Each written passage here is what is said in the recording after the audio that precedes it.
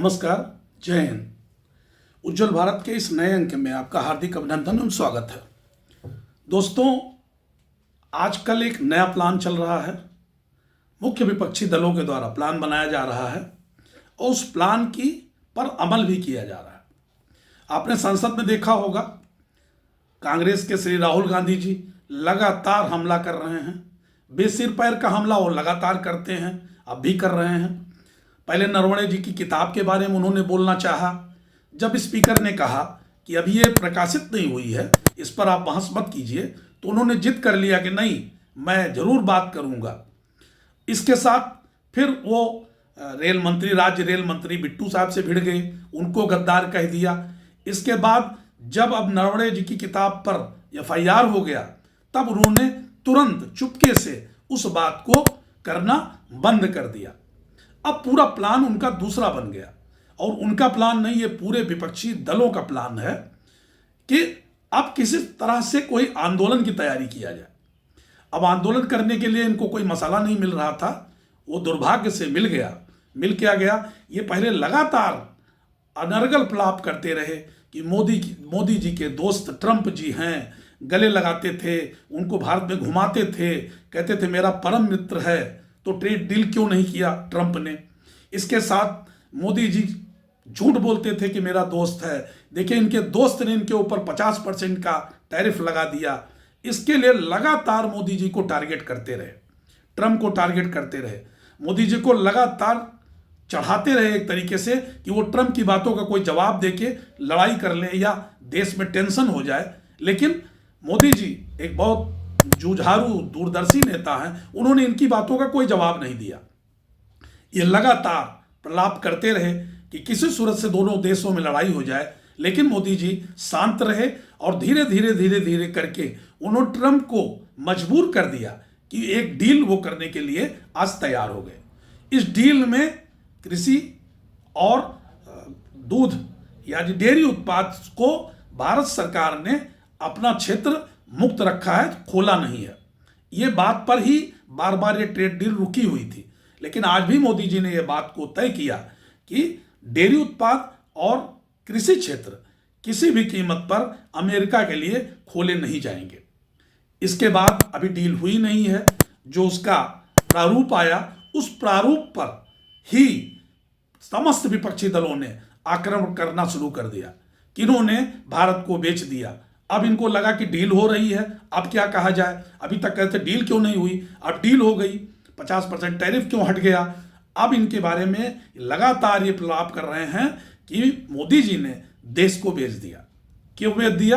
कि भारत के कृषि और डेयरी उत्पाद को अमेरिका के लिए भारत में खोल दिया गया। ये बिल्कुल गलत है।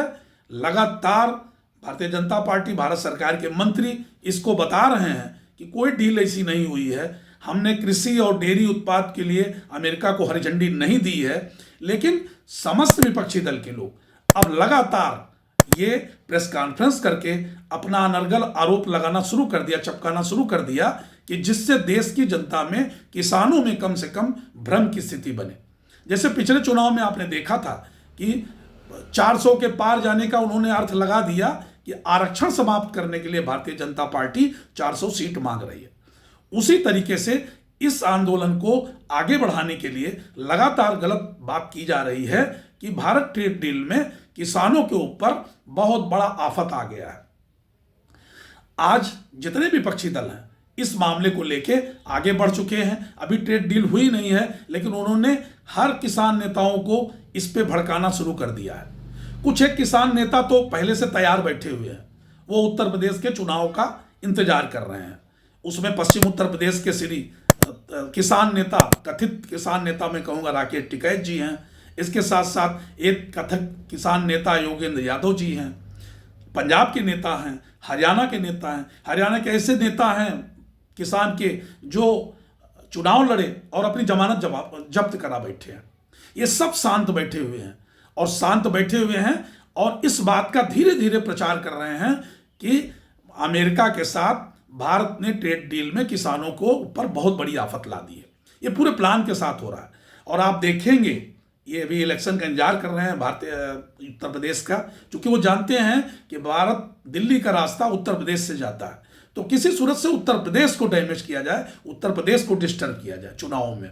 अभी जून के बाद जुलाई अगस्त तक ये योगेंद्र यादव जी, राकेश टिकैत जी और तथाकथित नेता हरियाणा और पंजाब के, ये बाहर आएंगे और लगातार किसानों को समझाने की कोशिश करेंगे।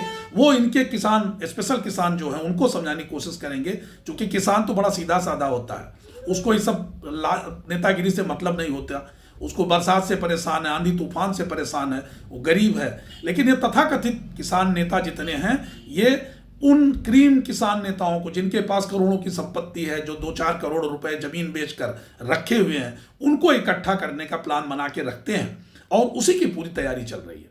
भ्रम फैलाने की पूरी तैयारी चल रही है और इनका जो दिमाग है वो ये सिर्फ लगाया जा रहा है कि उत्तर प्रदेश इलेक्शन को, जब इलेक्शन शुरू होने वाला हो, नजदीक आने वाला हो, तो उत्तर प्रदेश के मुख्यमंत्री योगी आदित्यनाथ जी को किसी तरह से डिस्टर्ब किया जाए। इसके साथ और एक प्लान बनाया जा रहा है जो जातिवाद का है। इनको अच्छी तरह मालूम है कि जब तक हिंदू बटेंगे नहीं, तब तक भारतीय जनता पार्टी हारेगी नहीं। इसलिए हिंदुओं को बांटने का, सनातनियों को बांटने का पूरा प्रयास चल रहा है। उसमें एक एडीएम जो 10 साल नौकरी करने के बाद 4 साल यहाँ पे नौकरी की है, इसके पहले आईटी क्षेत्र में की है, उसके बाद उनको याद आया कि सनातनियों के साथ, उच्च वर्ग के साथ अन्याय हो रहा है। इनको 10 साल नहीं पता चला।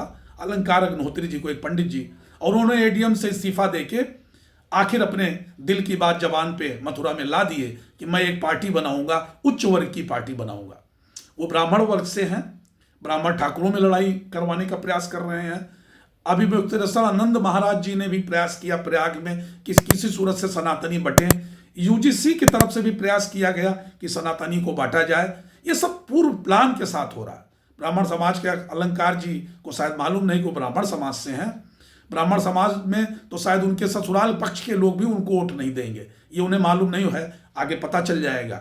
लेकिन इनका प्लान पूरा ये है कि किसी सूरत से भारतीय जनता पार्टी के हिंदू साम्राज्य को जो लेकर चलते हैं, हिंदू समाज को लेकर चलते हैं, सनातनियों को लेकर चलते हैं, उसको बांटा जाए।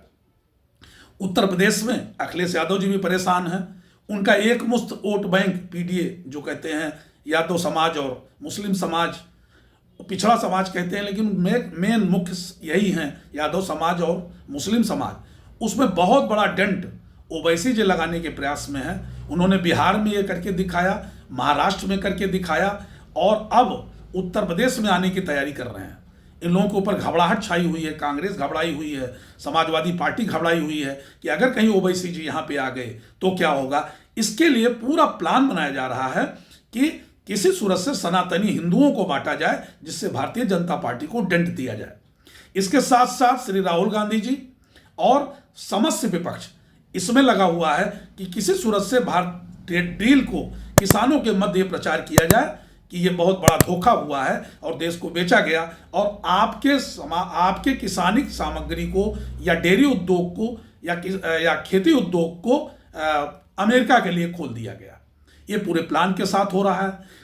5-6 महीने के बाद आपको दिखाई पड़ेगा कि ये तथाकथित नेता, फिर मैं एक बार नाम लूंगा, योगेंद्र यादव जी, राकेश टिकैत जी और तमाम नेता, किसान नेता अपने आप चैनलों पे आना शुरू कर देंगे। अब आना शुरू कर दिए हैं और बताना भी शुरू कर दिए हैं। भ्रम फैलाने की पूरी कोशिश कर रहे हैं कि ये जल्द से जल्द भ्रम फैले, जिससे देश में जब उत्तर प्रदेश का चुनाव हो तो यहाँ पे कोई आंदोलन छेड़ा जाए। चूंकि अभी तक इनको कोई मौका नहीं मिला, ना भारत सरकार की तरफ से कोई मौका मिलता है इनको कुछ बताने के लिए, ना उत्तर प्रदेश में कोई बेईमानी होती नहीं, कोई बात इनको मिलती नहीं जिसके लिए आंदोलन खड़ा कर सके।